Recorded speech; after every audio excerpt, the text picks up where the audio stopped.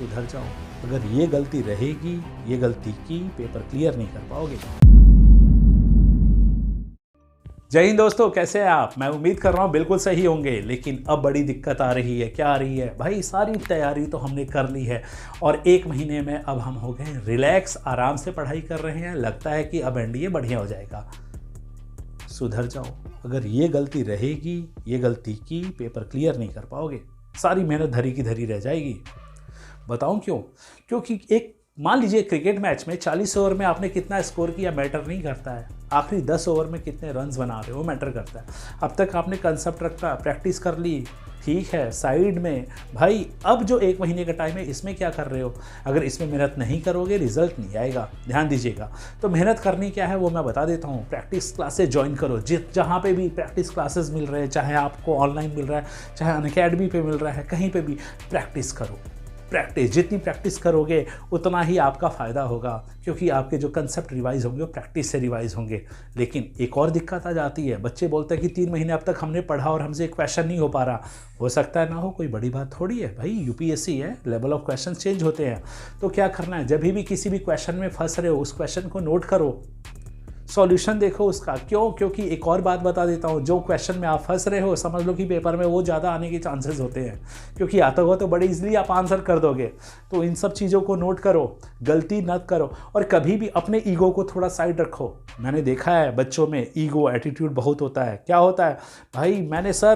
बच्चे मुझे बोलते हैं सर इंग्लिश मैंने इतना पढ़ा है और आंसर नहीं हो पा रहा है मेरे से, और एटीट्यूड की वजह से क्लास लीव कर देते हैं, चले जाते हैं। ये और सबसे बड़ी गलती करते हो।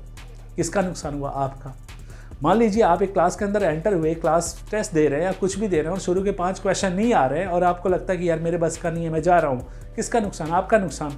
अरे भाई 5 क्वेश्चन नहीं आते, इसको ऐसे क्यों देख रहे हो कि नहीं आते? ये समझो कि 5 क्वेश्चन आपने नया सीखा है और कोई बड़ी बात नहीं। उस क्लास में रहते तो कम से कम ऐसे 10-15 क्वेश्चन और सीख जाते।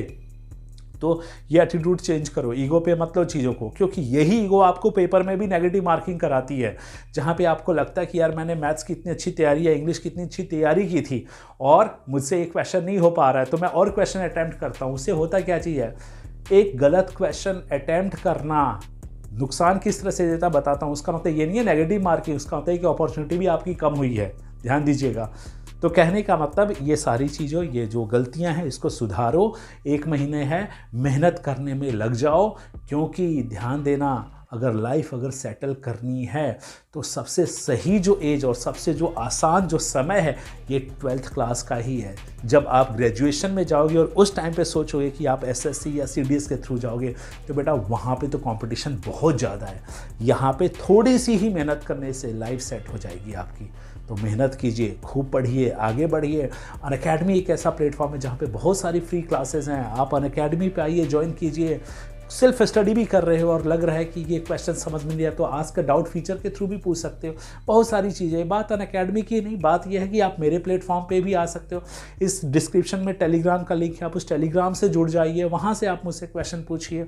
इनफैक्ट अब तो मैं अपने बच्चों को डेली टास्क दे रहा हूँ। आप मेरे टेलीग्राम ग्रुप से जुड़िए, I will provide you the daily task. उनको सॉल्व कीजिए, बाद में एक क्लास के थ्रू उसी दिन उनको हम लोग सॉल्व भी कर रहे हैं। तो लग जाइए, खूब पढ़िए और अपने एनडीए का जो सपना है इस बार पूरा कीजिए। उम्मीद करता हूँ ये वीडियो आपको पसंद आएगी और आप दिल लगा के पढ़ेंगे। इस डिफेंस साथी चैनल से जुड़ेंगे तो जरूर इस चैनल को सब्सक्राइब कीजिए और ये इन्फॉर्मेशन अपने फ्रेंड्स को भी भेजिए। जय हिंद।